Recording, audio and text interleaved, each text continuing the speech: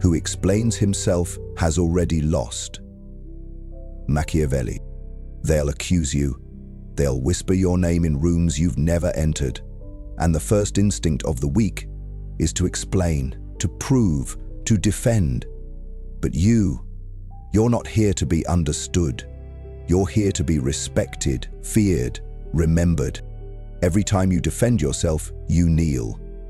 You admit their judgment matters. You validate the noise. Machiavelli didn't write for the kind-hearted. He wrote for those ready to rule the wolves. And in his world, defense is surrender, silence is dominance, and control belongs to the man who controls perception. You want power? Stop trying to look innocent.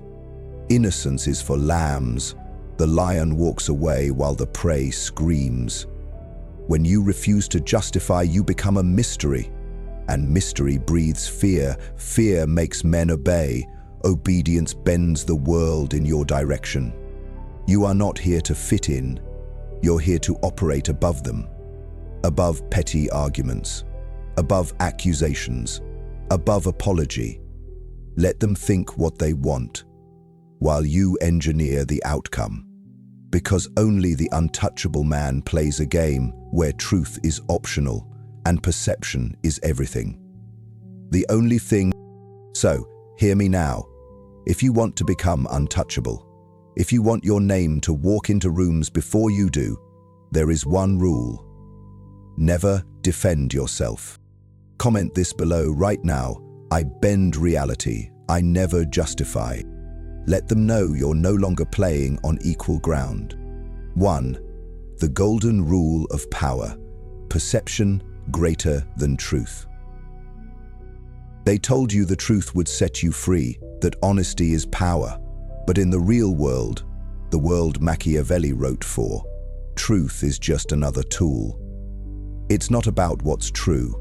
It's about what people believe is true. Perception isn't part of the game. Perception is the game. And the man who controls it controls outcomes, influence, and reputation without ever needing to lift a finger. You think you need to explain your actions, justify your choices, clean your name? That's exactly what they want. The second you defend, you admit you're on trial. You play the part of the guilty man, and the crowd, oh, the crowd loves a trial. They love watching someone beg for innocence. It makes them feel righteous. But when you say nothing, when you walk through the fire like a ghost, they stop asking questions and start whispering stories. Machiavelli understood this perfectly. He said, everyone sees what you appear to be. Few experience what you really are. Translation, let them see what you want them to see. Give them the mask, never the soul. Power doesn't come from being understood.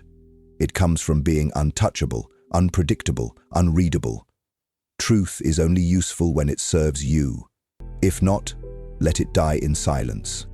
Most men scream to be seen, but real power lives in shadows. It's better to be misunderstood and obeyed than to be understood and dismissed. The moment they think they've figured you out, change, leave the frame, shift direction, make them chase a ghost. If they don't know your rules, they can't play the game against you. Do you know who wins? The man whose story others repeat. The one who never begs to be seen but is always watched. So forget facts, forget justice, forget defending your name. Be the myth, be the legend, and if they misunderstand you, good. Use it, twist it, let their illusion work in your favor. The moment you stop caring about being right, you become dangerous. Comment this now. I shape perception. I own no truth. Burn that into your code. Power begins with silence and ends in control. 2. Strategic silence. Let the dogs bark. When they bark, let them bark. When they throw dirt on your name, smile. When they scream your sins to the sky, stand still. Because the man who reacts confirms, and the man who stays silent controls the temperature of the room. Silence isn't weakness. Silence is the high ground. It's what separates commanders from the foot soldiers. Kings do not explain themselves to peasants. Do you understand this? People insult what they don't understand. They attack what they secretly fear. Their noise is a confession, not a verdict. And the moment you answer to it, you surrender your frame. That's why the powerful never flinch. They watch, they measure, they say nothing, and they win. Silence forces your enemies to invent stories, and often what they imagine is far darker and more useful than anything you could have said. Machiavelli said the first method for estimating the intelligence of a ruler is to look at the men he has around him. The same applies here. What do the people around you say when you're silent? What do they assume? What do they fear? Your silence will attract thinkers and repel the impulsive. It filters the room for you. And that's power. Quiet, invisible, surgical. You don't rise by shouting louder. You rise by making others unsure of what you'll do next. The lion doesn't growl before the kill. It waits. It watches. When you respond emotionally, you place your enemy in the driver's seat. When you respond strategically and slowly, your silence becomes the sword. Make them speak first. Let them spill too much. Then strike with precision. Here's the truth. Your reaction is their control. Your silence is yours. So when they speak your name with venom, say nothing. When they demand an answer, offer only your calm. Control your face. Control your breathing. Let their words echo unanswered in the air and die. The man who speaks least in chaos holds the most invisible power. Comment this now. My silence is warfare. I speak only to conquer. Make them fear the moment you do decide to speak. 3. The weak man justifies, the strong man moves. The weak man justifies. He explains. He over-communicates. He thinks words can save him. But the strong man moves. He acts. He decides. He walks forward without offering reasons or begging for approval. Power isn't in the speech. It's in the silence after the move is made. And the difference between a ruler and a servant? The servant asks permission. The ruler doesn't explain. You think you owe people clarity. You don't. You think if they just understood your side, they'd respect you. They won't, because in their eyes, the act of explaining is weakness. It signals guilt. It means you're afraid of how you're perceived. Machiavelli understood this cold law of power. It is better to be feared than loved, if you cannot be both. And explaining? That's the behavior of a man who fears rejection more than he craves dominance. Never forget this. Words are cheap. Movements are expensive. Anyone can talk. Only the rare man acts with resolve and disappears before questions can be asked. In this world, everyone's a commentator. Everyone's watching, judging, pretending they're above you. But when you stop giving them explanations, they go silent. When you move without apology, they have no handle to grab. They can't pin you down. They fear what they don't understand. Let your actions be a riddle. Let your moves create confusion. Never make yourself predictable by giving them a map. Power moves are made without announcements. Only the insecure alert the room before they act. Stop justifying. Start disappearing. Make decisions without committee. Operate like a ghost. And when they ask why you did it, just smile. They don't deserve an answer.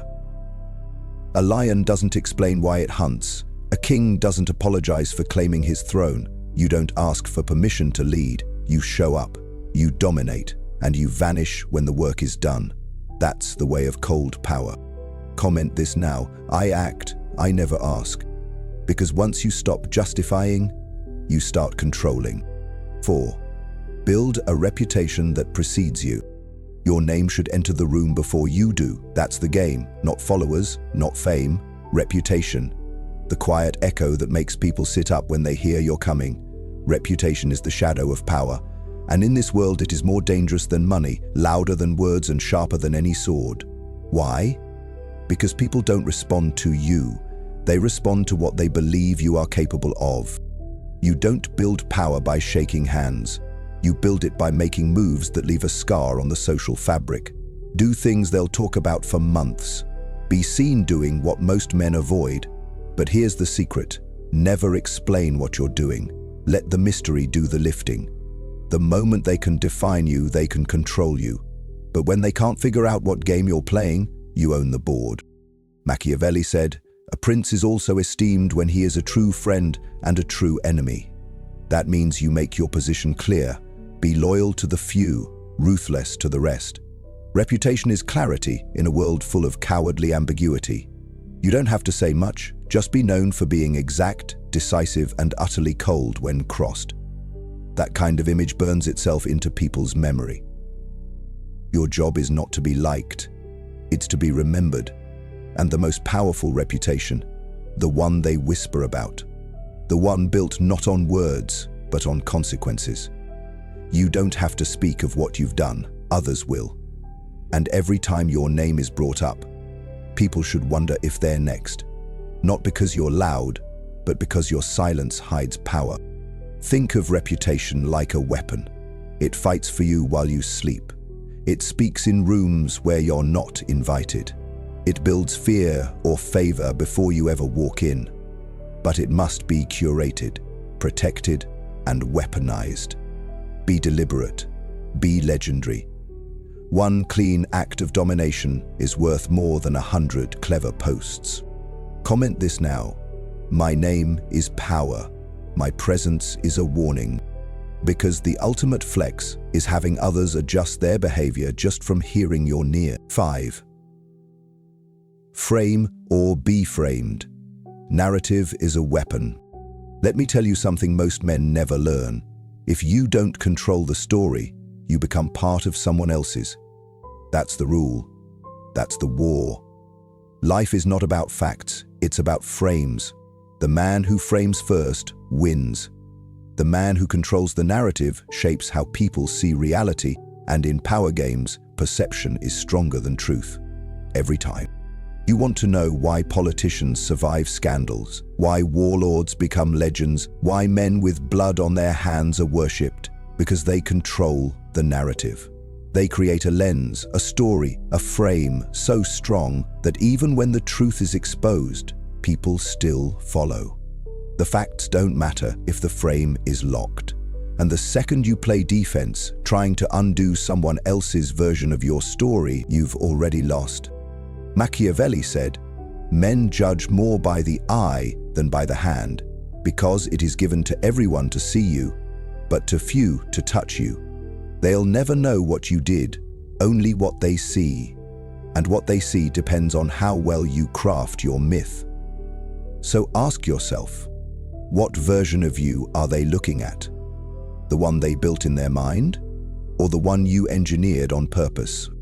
This is the real power, to be misunderstood in the right way, to let them think they know you while guiding their thoughts from behind the curtain. You don't defend your name, you define it. You don't wait to be described, you brand yourself in silence and action. Speak before they speak about you. Frame before they do. Because if you don't, they will weaponize your silence and call it guilt. Learn this, framing isn't lying, it's positioning. You don't alter the facts, you select which ones shine, which ones vanish. You speak in headlines, symbols, impressions. You lead their focus where you want it to go. It's psychological warfare, and the battlefield is the mind of the crowd. Win it, and you'll never need to explain yourself again. So when you make a move, make it with intention. Don't just act, narrate. Shape the meaning behind your silence, your decisions, your presence. Let others talk, and while they do, write the script they're performing in without them knowing it. Comment this now. I frame reality. I define my myth. Because the man who controls the story controls everything. 6. Cold empathy. Read emotions, use them. Empathy is not weakness. Not when it's cold, not when it's weaponized. Cold empathy is the art of understanding human emotion without being bound by it. It's not about feeling with them, it's about reading them. knowing what triggers them, knowing what they're hiding behind their tone, behind their posture, behind their words, and most of all, knowing how to use it.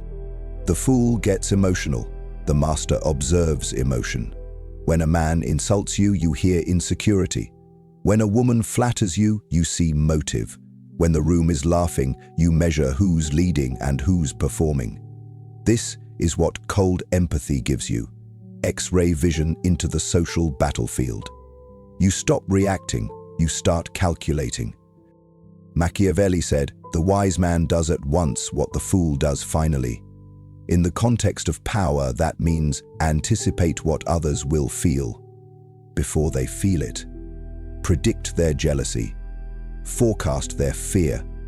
Trigger their loyalty. A wise man manipulates the environment to stir emotions that benefit him and removes those that don't. Because when you can stir emotion in others without being stirred yourself, you become untouchable. Most people are driven by invisible levers: pride, shame, fear, validation. They think they're logical, but you see it differently. You see walking code, emotional patterns, waiting to be exploited. And this doesn't make you a villain, it makes you aware. Emotion is the raw material of influence. Why would you ignore the most powerful tool humans operate on? It is your power to turn it to your advantage. Here's how you use cold empathy in power. First, shut up. Observe. Look for micro-reactions. Who looks when you speak, who doesn't? Who raises their voice when challenged? Who cracks a smile when others fail? These are emotional tells. They reveal weakness. They reveal the hidden battles in people's minds. And once you know their emotional code, you can write the ending before they know the script has started. Speak to their fear when you want control. Speak to their desire when you want loyalty. Never appeal to logic first. Emotion builds the frame. Logic just fills in the blanks. The strongest men can make others feel without ever feeling the same thing themselves. That's the power of a king who never raises his pulse while the room burns around him. Use your tone, your pacing, your pauses. Empathy is not just about words. It's about creating atmosphere. Your silence can say, "I know what you did." Your glance can say, "You've already lost." This is psychological pressure without open threat. When you can move people with presence alone, you've mastered control. But remember, never let them do it to you. Guard your own triggers like a vault. Know what gets under your skin and eliminate it. Because the moment someone controls your emotions, the game is over. You're no longer the architect, you're the pawn. So listen, watch, decode, use. Control how they feel, and they'll do what you want without even knowing why. Comment this now. I read emotion. I don't feel it. I control it. Because from this point on, empathy isn't about kindness, it's about power. 7. Loyalty is a currency. Never spend yours first. Loyalty. The word they tattoo on your honor and use to keep you docile. They say it like it's sacred, like it's proof you're a good man. But here's the truth. Loyalty is a currency.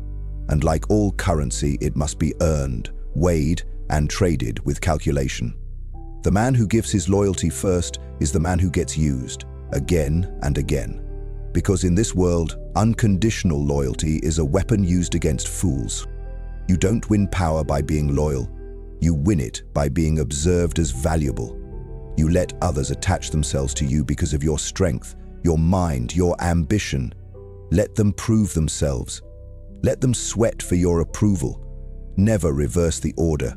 Loyalty is not something you give away. It's something they must compete for. Machiavelli said, "It is double pleasure to deceive the deceiver." And you'll meet them, those who pretend to be loyal just to use you. That's the nature of the game. Most men serve only until their needs are met, then they vanish, or worse, they turn. That's why your default mode must be detachment, calm, cold, watchful. Never assume loyalty. Test it, stress it. Watch what they do when you're silent, when you're down, when you're no longer useful to them. Your presence must become a test. Give people opportunities to betray you early when the cost is small. Say nothing when they do. Just adjust your proximity, because the power move isn't revenge, it's withdrawal. Quiet exit. No explanation. The moment someone realizes you've cut them off and they don't even know why, that's psychological dominance. That's control. The strong man rents his loyalty, never leases it, never sells it. He observes others like stocks, rising, falling, crashing. And when someone proves themselves over time, through actions, not words, through presence, not promises, only then do you give an inch. But never all of you. You must remain a vault no one fully opens. Understand this. Loyalty is not about emotion. It's about positioning. It's about who stands next to you when your silence stretches the room. Who keeps your name clean when you're not around? Who brings you opportunity without being asked? That's loyalty. Everything else is performance. Most people confuse connection with contract. They assume because you shared a moment, you owe them something eternal. You don't.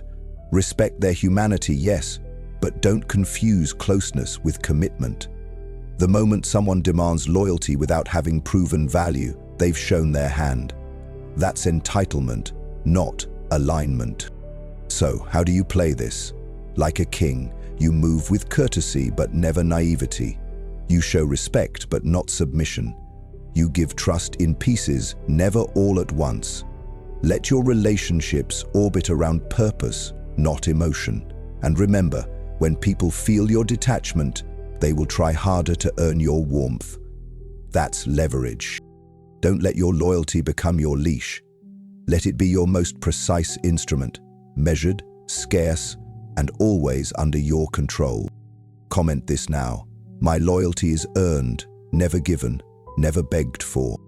Because the man who holds his loyalty holds the power to raise or ruin. 8. The mask of virtue. Hide the knife in a smile. If they see the knife, they'll brace for it. If they hear your rage, they'll prepare for war. But if they only see the smile, soft, composed, honorable, they'll never expect what's behind it. That's how real power operates. Hidden behind virtue, wrapped in charm, disguised as nobility. The world rewards the man who seems good while doing what needs to be done. You've been taught to be honest, transparent, sincere. And what has it gotten you? Disappointment, betrayal, weak positioning. Why? Because most people aren't playing fair. They're just better at pretending they are. That's why Machiavelli said, a man who wishes to profess at all times honesty and virtue must come to grief among so many who are not good. It's not that virtue is bad, it's that wearing it constantly without strategy is suicide. So what do? You wear the mask. Not to deceive everyone, but to give yourself space to move. You let them believe you're soft, empathetic, harmless, while underneath, your eyes scan the board. You hide the blade behind soft words. You deliver hard truths gently. You dominate quietly, under the skin, while your enemies underestimate you. That's the win. The mask of virtue is your armor. It lets you navigate rooms without raising defenses. It allows access to power circles because you don't look like a threat. And when you strike, it's already too late. The public never blames the smiling man. They blame the one who looked dangerous. Your strength becomes invisible until it needs to be undeniable. Don't confuse the mask with the mission. You're not faking your entire identity, you're framing it. You're giving the world a version of you that's strategic, appealing, harmless. The real you, the ruthless strategist, the disciplined lion, the unshakable force, that stays protected. That stays behind the curtain, unseen, unshaken. And here's the secret, most people don't want the truth, they want comfort.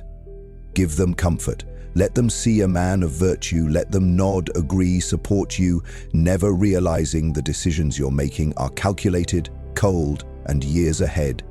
Let your rivals think you play nice. Let your allies sleep on your edge. But when it matters, strike so hard they never trace it back to you. This is how empires are built and enemies are buried without ever making a sound. And if anyone accuses you, smile, shrug, say nothing. The man who wears the mask right can burn a kingdom to the ground and be invited to rebuild it. So, walk with honor, speak with grace, move like a friend, but never let them see your real eyes until they're already staring up at the ceiling. Comment this now: I wear the smile, I wield the blade. Because the most dangerous man is the one they think is safe. 9. The power of indifference. Control through disinterest. Control doesn't come from effort, it comes from gravity. And nothing is heavier, nothing is more irresistible than a man who simply does not care. Indifference is misunderstood. They think it's apathy, they think it's weakness. No, true indifference is calculated detachment. It's emotional discipline forged in fire. It's the ability to stay still while others beg, collapse, perform.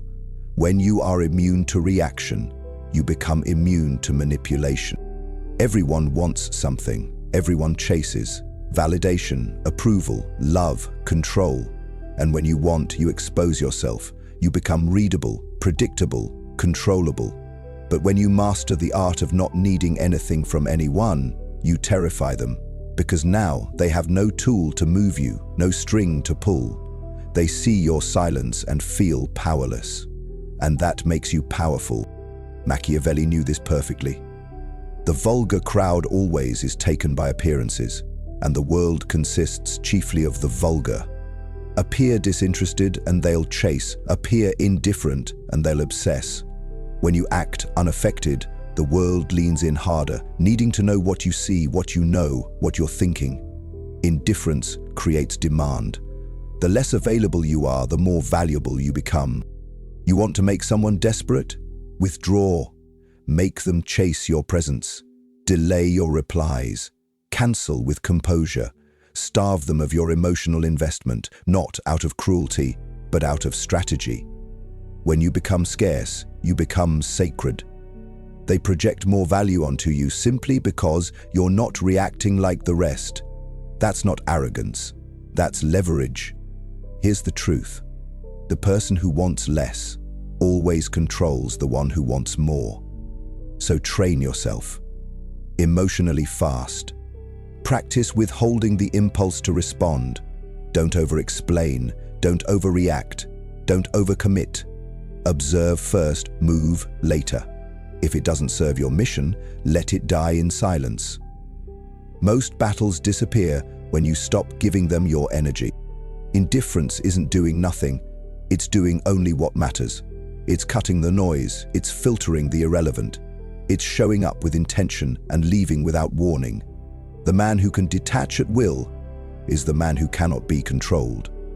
And in a world addicted to attention, silence becomes exotic, rare, dominant. Indifference doesn't mean you feel nothing. It means you don't reveal everything. You don't perform for love. You don't chase approval. You don't flinch when they ghost you, insult you, or try to test you. You observe, you move, or you vanish. But you never beg, never chase, never kneel. Because the moment they know they can move you emotionally, they own the board.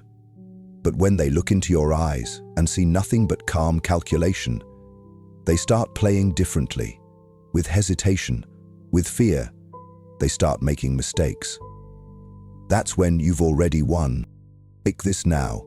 I do not chase, I attract through silence. Because true power doesn't pursue, it sits still and lets the world orbit around it. 10. Exit with precision. Leave before they can trap you.